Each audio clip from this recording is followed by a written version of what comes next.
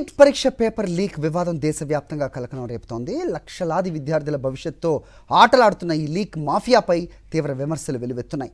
ఇదే సమయంలో ప్రపంచంలోనే అతిపెద్ద ప్రవేశ పరీక్షగా పేరున్న చైనా గావ్కావో ఎగ్జామ్ నిర్వహణ ఇప్పుడు హాట్ టాపిక్గా మారింది.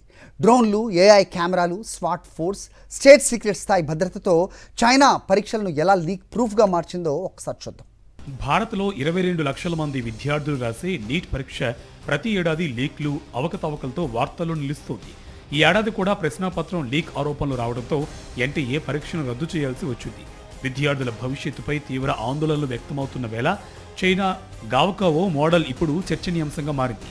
చైనాలో ప్రతి ఏడాది దాదాపు 1.3 కోట్ల మంది విద్యార్థులు గావ్కావో పరీక్ష రాస్తారు. ఇది ప్రపంచంలోనే అతిపెద్ద, అత్యంత కఠినమైన ప్రవేశ పరీక్షగా భావిస్తారు. అక్కడ పరీక్షా ప్రశ్నాపత్రాలను స్టేట్ సీక్రెట్ స్థాయిలో భద్రపరుస్తారు.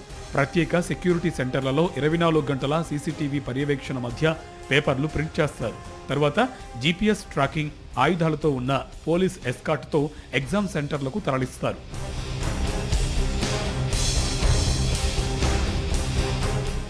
గావ్కావో పరీక్ష రోజున చైనా మొత్తం హై అలర్ట్లోకి వెళ్తుంది. పరీక్షా కేంద్రాల వద్ద డ్రోన్లు, ఏఐ కెమెరాలు, facial recognition systems, finger print స్కానర్లు ఏర్పాటు చేస్తారు.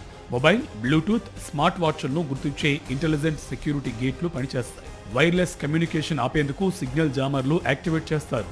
అంతేకాదు, పరీక్షల సమయంలో పరీక్షా కేంద్రాల పరిసరాల్లో హారన్ మోగించడం, నిర్మాణ పనులు, భారీ శబ్దాలు పూర్తిగా నిషేధం. కొన్ని ప్రాంతాల్లో విమానాల రూట్లను కూడా మార్చిన ఘటనలు ఉన్నాయి. అనుమానాస్పద కదలికలపై ఏఐ వెంటనే అలర్ట్ ఇస్తుంది.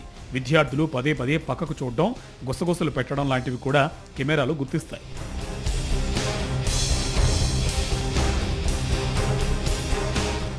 చైనాలో ఎగ్జామ్ మాల్ ప్రాక్టీస్ సాధారణ నేరం కాదు.